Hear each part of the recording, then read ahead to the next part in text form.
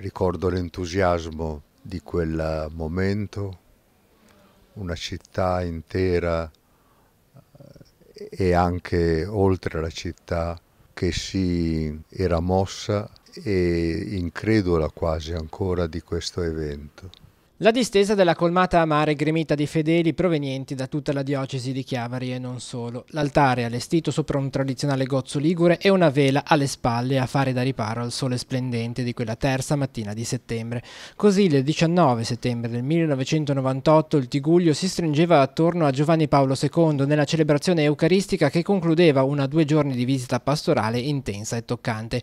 A 20 anni di distanza risuona ancora vivo l'invito del Santo Padre ad ascoltare la parola di Dio e metterla in pratica, ad essere giardino in cui far germogliare la giustizia e a custodire i luoghi della devozione mariana sparsi su tutto il territorio insieme alle diverse realtà espressione di una fede viva e radicata.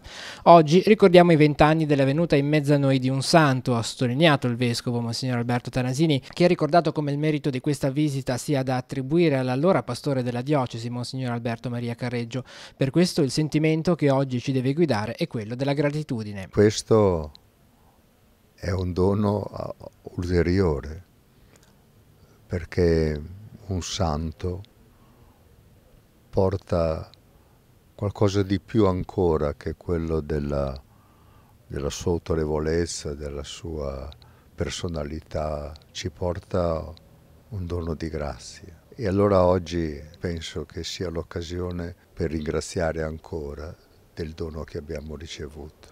Un richiamo, quello di Giovanni Paolo II, che in questi anni ha accompagnato il cammino di fede della diocesi di Chiavari. L'impegno per una nuova evangelizzazione da lui rilanciato si è fatto concreto nei diversi momenti di confronto vissuti durante i convegni diocesani che si sono susseguiti nel tempo e che si rinnoverà anche quest'anno il prossimo 28 settembre. Un'occasione in più per riscoprire i frutti e le grazie che il Papa dei Giovani ha donato alla terra e ai fedeli del Tigullio. Il Papa richiese questa forza, impegno di nuova evangelizzazione e noi col nostro convegno vogliamo continuare il lavoro iniziato con i tavoli e con le linee pastorali in modo da rispondere a questa esigenza.